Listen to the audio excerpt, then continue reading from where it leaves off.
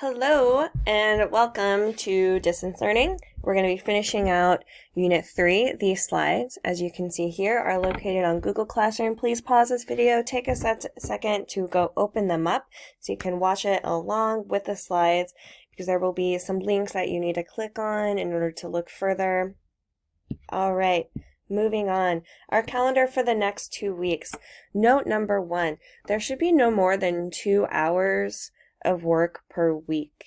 This is because we completely understand that these are unprecedented times. We know that everybody is going through a lot right now, to say the least.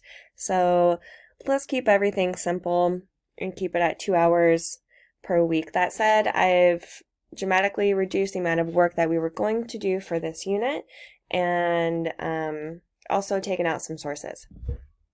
All right, screencast, there are going to be 2 in the next 2 weeks, 1 per week, this Monday and next Monday. There are going to be 4 tasks, 2 per week. Here they are. We're going to review where we left off. We're going to finish sort of the sources. Remember I said that we took out some of the sources, so we're not finishing all of them. Number 3, we're going to do an outline. And then number 4, we're going to write an essay. All right, this week's agenda, watch the screencast, follow along with the slides. Task 1, do Tuesday at 11:59 p.m. Task 2, do Friday at 11:59 p.m. In case that's a bit confusing for you, 11:59 p.m. pretty much means midnight. All right, taking this out real quick. All right, task 1, we're going to review the sources D and E, which were the 2 videos that we were watching in the couple days before classes were canceled. Let's go ahead and open up this document, and I already have it open up here, but you click here, and it'll take you there. All right. All right, so after you put in your name and your period, oh wait, first we need to make a copy. Sorry about that. You need to make your own copy because I have it set on where you can view only in order to make sure that nobody's editing the master copy. How you do that, you go to File, Make a Copy, and Folder. I strongly recommend setting up a good amount of organization in your Google folders and your Drive in order to make distance learning a lot easier. And then also rename it. So I recommend renaming it with your last name and your first name in front of what the document is already called. This is generally a slight variation of this is what's used at the college level and most sorts of professional type Google sharing stuff moving forward. All right, and then you'd want to save that. Okay, let's read the instructions. Number 1, review the source and your notes from class. Here is the source. You can go ahead and click on this link, and it will take you to the video for you to rewatch if you'd like, and then review your notes from class. Number 2, complete the fill-in-the-blank activity below. This is called a closed task. That's just what teachers like to call a fill-in-the-blank activity, pretty much. So read this sentence and then fill in the blanks below. Then you're going to do the same for source E. As you see, the instructions are the same. Review the source. You can rewatch the video if you'd like. Review your notes and complete the fill in the blank activity below.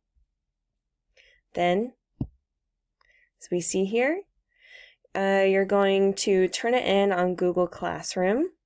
The due date is Tuesday, April 21st at 11:59 p.m. I've estimated that this task should take no more than about 30 minutes, even if you rewatch the videos. All right, quick note before I move on. As you see here, it actually says here, right? Instead of having a giant long link, I want to show you how to do that. If I wanted to insert that link, I could either copy this or go to share and copy the link. This is where, by the way, you can mess around with who can see your document, who can edit your document. I have it on anyone can view it, so that way they can make their own copy without editing my copy. So I've copied the link.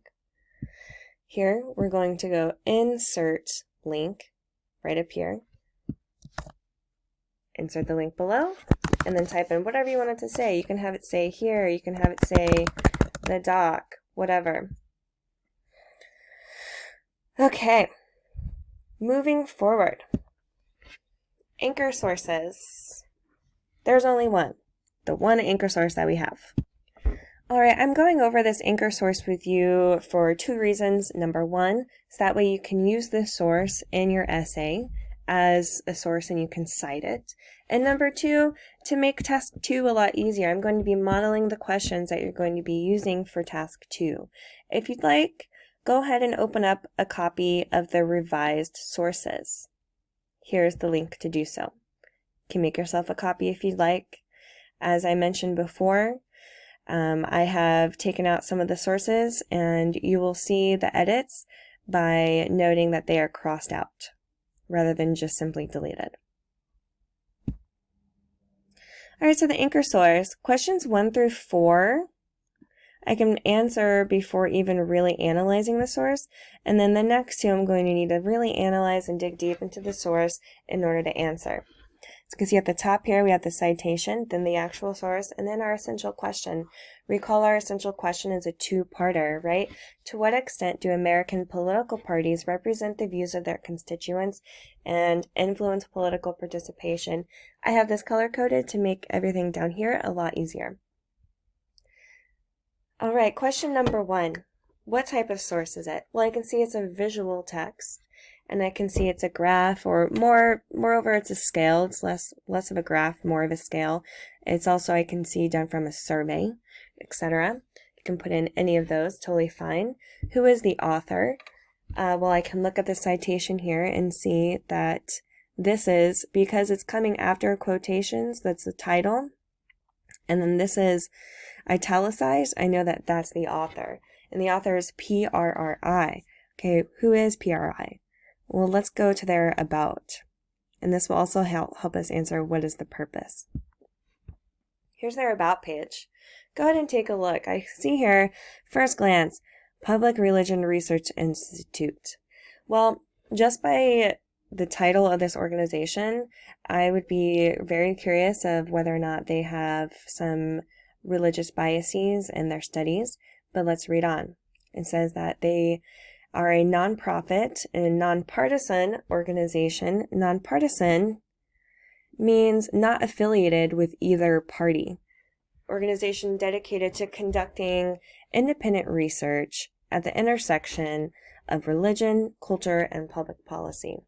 Okay, now that's a pretty good summary. You can read on if you'd like, but just from this one sentence, their mission statement, as many people would call it, I can tell that rather than including lots of biases with a religion focus, they're more interested in looking at how religion plays in our culture and its impact in our politics as well. Now, who's the audience? Who sees these surveys? Who sees their research? Well, let's see here. Let's scroll down. They have some professional associations and partnerships. Now, their professional associations, by looking at the titles here, right? Public Polls, an academy, and a transparency initiative. It looks like these are people that they do collaborative effort with. So they likely share data and work on projects together.